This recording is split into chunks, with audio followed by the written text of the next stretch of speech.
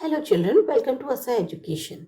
आज हम कर रहे हैं unit 11 English book grade 10 Gujarat board से। चैप्टर की शुरुआत एक्टिविटी 1 से, women who choose to be different. अब वो वुमेन जो अलग अपने लिए कैरियर चुनती हैं, दूसरों से अलग अपने आप को आगे बढ़ाती हैं। Here are some images of Indian lady officers. अब यहाँ पर आपके सामने कुछ तस्वीरें दी गई हैं उन लेडी ऑफिसर्स की जो अपने आप को आगे बढ़ा पाई हैं। Why have they chosen a unique career for themselves? उन्होंने अपने लिए इतना अलग सा कैरियर क्यों चुना? Discuss with your partner. ये आपको अपने पार्टनर के साथ बताना है। Introduction. Pooja Thakur is a wing commander in the Indian air force. अब पूजा ठाकुर जो है एक विंग कमांडर है इंडियन एयरफोर्स में। The daughter of a retired colonel, Pooja join the air force in 2000। ये एक रिटायर्ड कर्नल की बेटी है और इन्होंने एयरफोर्स ज्वाइन किया था 2000 में। She became the first woman to lead a tri-services guard of honor at Rashtrapati Bhavan when President Obama visited India for the Republic Day parade in January 2015. ये पहली वुमेन बनी जिन्होंने tri services guard of honour को represent किया, lead किया राष्ट्रपति भवन पे, जब प्रेसिडेंट ओबामा जो है वो चीफ गेस्ट के तौर पे आए हुए थे रिपब्लिक डे परेड के लिए जनवरी 2015 में। Pooja Thakur serves as a beacon for the present generation to instill in them the values of hard work, determination and sincerity. This is a TED talk delivered to the school students. तो पूजा ठाकुर जो है हमारे लिए एक गाइड की तरह हैं, जो आज की प्रेजेंट जनरेशन है उसके लिए एक गाइड की तरह हैं, जो उनको एक उनके अंदर जो वैल्यूज हैं हार्ड वर्क की, डिटर्मिनेशन की, सिंसियरिटी की, उसको और ज्यादा बढ़ावा देती हैं। मतलब एक तरह से कहना चाहिए हम उनसे इंस्पायर होंगे। वो हमारे लिए एक आइकॉन की तरह हैं जिनको देखकर हमें समझ में आना चाहिए कि क्या होती है हार्ड वर्क, क्या होता है एक डिटर्मिनेशन, किसी चीज को बहुत ही आप मन से काम कर रहे हैं, सिंसियरिटी से, लॉयल्टी से काम कर रहे हैं, तब जाके आप उस पोजीशन को हासिल कर पाते हैं। तो ये एक टेड टॉक है जो कि स्कूल स्टूडेंट्स को दी जा रही है। Pushing yourself to limits. ये जो चैप्टर है ये एक स्पीच है जो पूजा ठाकुर द्वारा कही गई है। आप इसको चाहें तो आप इसको टेडेक्स टॉक जो है उसमें भी सुन सकते हैं। हम यहाँ पर उसको हिंदी में बता रहे हैं। जय हिंद। How are you everybody? आप सब लोग कैसे हैं? Thank you so much for having me here. आप सबका मेरे को यहाँ बुलाने के लिए बहुत बहुत धन्यवाद। It's a platform where I had not thought I would be on a few years ago. ये वो मंच है जहां पर मैंने कभी सोचा भी नहीं था कुछ साल पहले तक कि मैं कभी होंगी। Well, actually speaking, it started all in the year 2000 when if I call myself a pretty little girl into the outlandish gates of something new, scared at the outside, I surely did not know what I was going into the new arena of the Air Force Academy. ये कह रही हैं कि ये बात है सन 2000 की, जब वो अपने आप को एक प्रिटी यंग गर्ल के तौर पे मानती थी, एक ऐसी लड़की जो कुछ नया करने के लिए खड़ी हुई थी।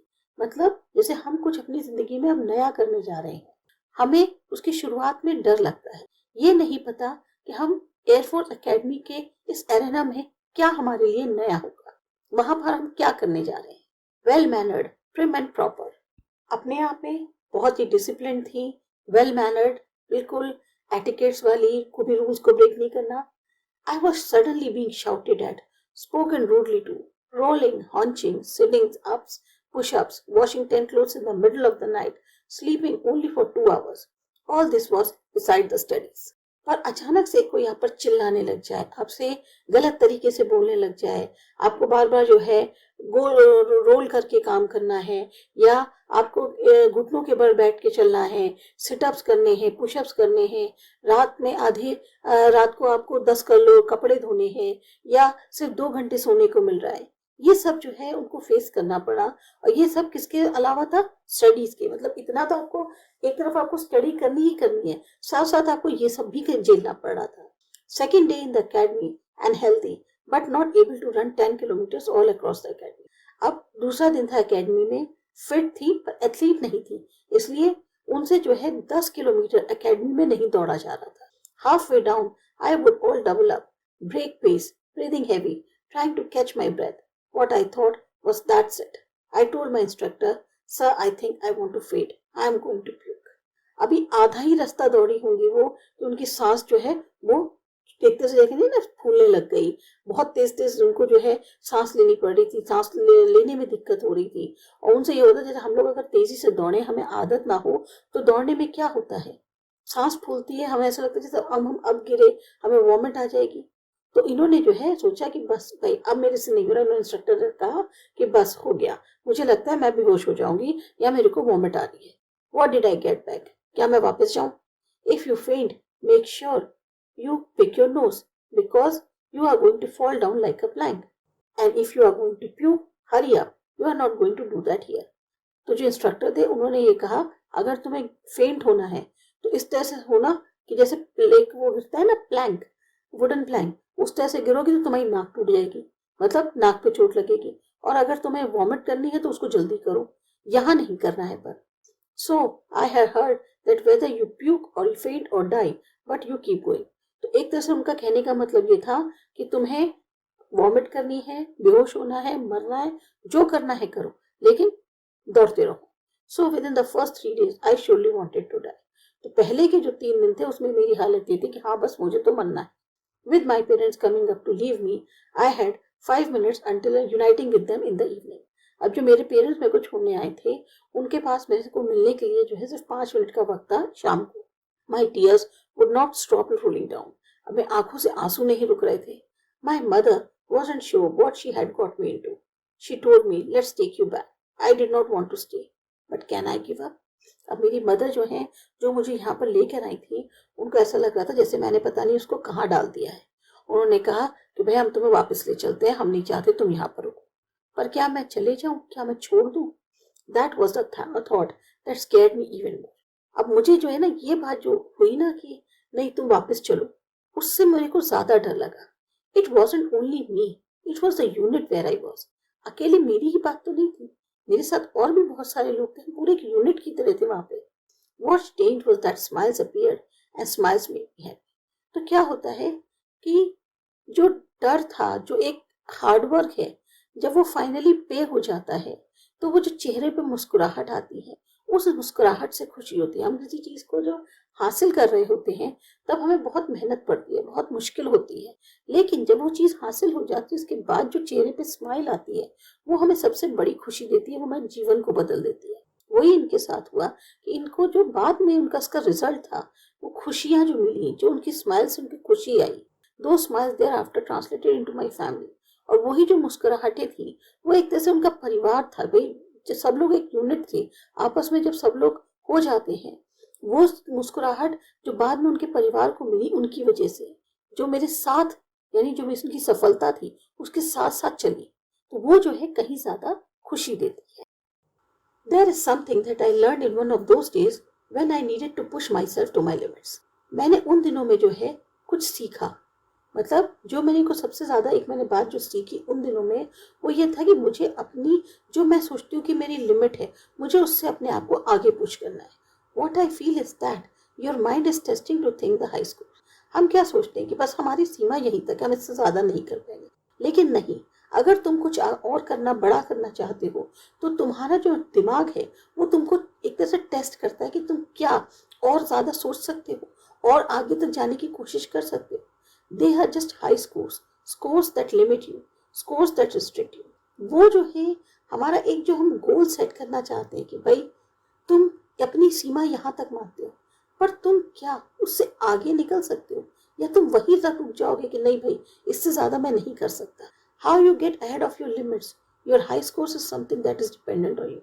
तुम क्या अपनी जो एक रिस्ट्रिक्शन है, एक अपनी जो बाउंड्री है, सीमा है, उससे आगे निकल सकते हो, क्योंकि अगर सीमा से आगे निकल कर कुछ करोगे तभी शायद दुनिया में आगे बढ़ पाओगे।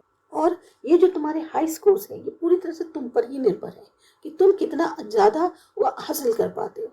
So by the end of the academy, I had excelled, but at the same time, I had also learned to carry the bicycle for a long number of kilometers with lesser number of pins I could have put in my hair and milliliters of oil I can put in my hair, because that's what happened in the academy. You are made to sit in a row and take a bottle of oil and are supposed to empty the whole thing on your hair. जब academy खत्म हुई तो मेरे को एक चीज जो है उस टाइम पे समझ में आई कि किस तरीके से कितनी दूर किलोमीटर्स तक हम बाइसिकल उठाकर दौड़ सकते हैं। सिर में बहुत कम पिंस लगती थी, बहुत सारा ऑयल जो है वो अपने सिर में डालना पड़ता था, क्योंकि एकेडमी क्या होता था कि आपको एक रो में बिठा दिया जाता था और आपको एक बॉटल दे दी जाती थी ऑयल की, और पूरा का पूरा जो ऑयल है वो आपको अपने सिर में खाली करना होता था. So with all that happening I realise that your potential is not in your comfort zone. तो इतना सब कुछ जो मेरे साथ हुआ, इससे मुझे एक चीज़ का एहसास हुआ कि मेरा जो पोटेंशियल है वो मेरे कंफर्ट जोन में नहीं है. मतलब कि मैं आराम करते रहूं तो मैं अपने पोटेंशियल को नहीं पा सकती. It is somewhere outside. ये जो मेरा पोटेंशियल है ये कहीं बाहर है. It is not where I am standing right now. वहां नहीं है जहां मैं इस वक्त हूँ. It is there where you are sitting. मतलब जैसे अभी मैं और आप एक दूसरे से बात कर रहे हैं, तो जहां आप हो वहां पर मेरा पोटेंशियल है. I need to cross this red carpet which limits me to be able to do something special. मुझे इस रेड कारपेट को छोड़ना होगा, इससे आगे बढ़ना होगा, तभी जाकर मैं कुछ स्पेशल काम कर सकती. Our mind is limited, but it is capable of doing things which we do not think possible. हमारा जो दिमाग है वो उतना ही सोचता है कि जितना हम चीज़ों को कर पाते, या हम उससे आगे सोचना नहीं पाते, क्योंकि हमें लगता है कि पता नहीं हम कर पाएंगे या नहीं कर पाएंगे, हमारे लिए पॉसिबल है या नहीं है. The fire is within us. हमारे अंदर वो आग होती है. You go from one place to another and you meet new people and you set up your routine.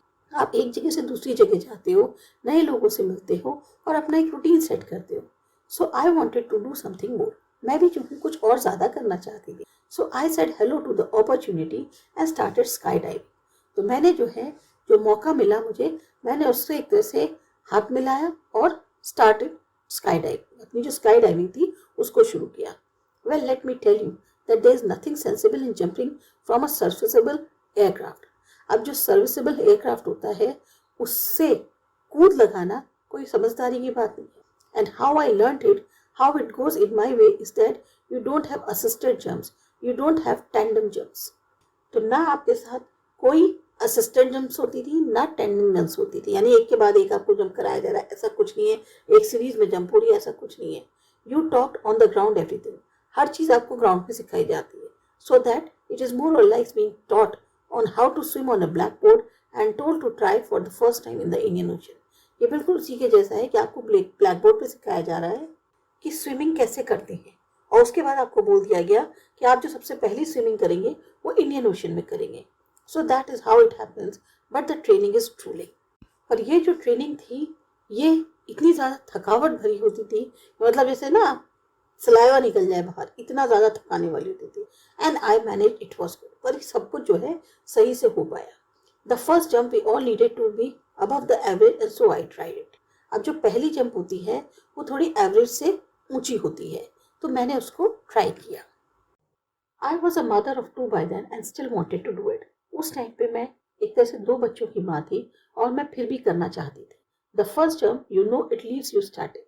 अब जो पहली जंप है वो बिल्कुल आपको एक तरह से स्टैटिक छोड़ देती है, बिल्कुल correct.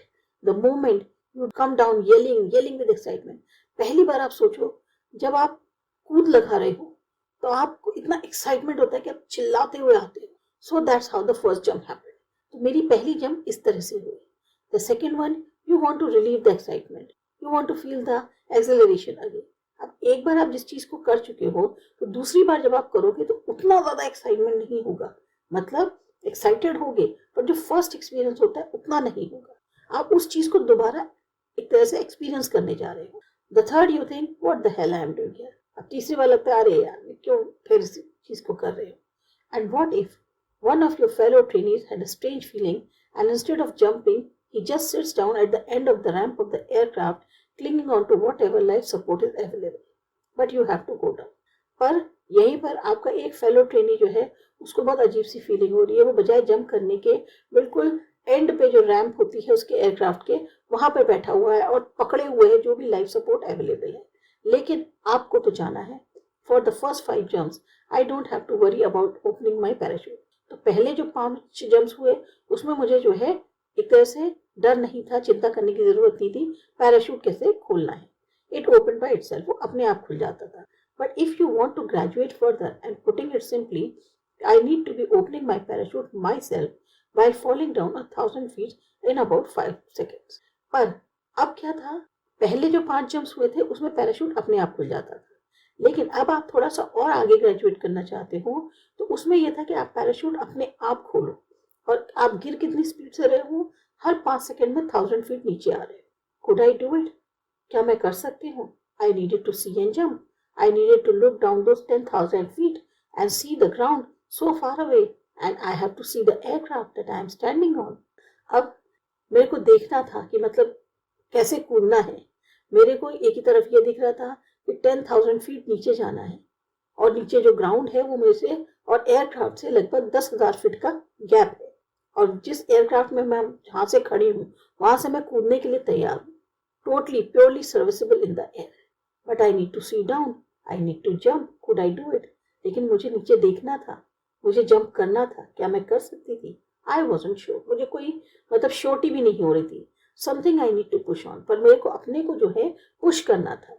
Push on, push my self. मेरे को अपने को पुश करना था कि नहीं मुझे करना है।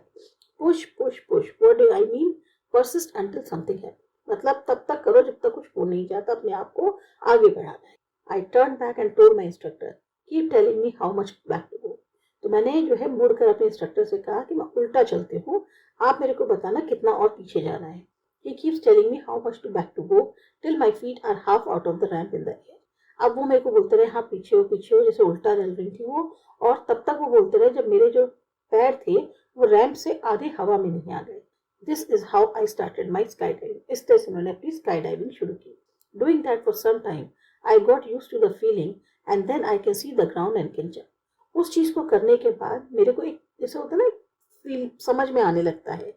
फिर मुझे समझ में आने लग गया था कि ग्राउंड कहाँ पे है, कब मेरे को जंप करना है। This is how skydiving happened. इस तरीके से स्काई डाइविंग की शुरुआत हुई।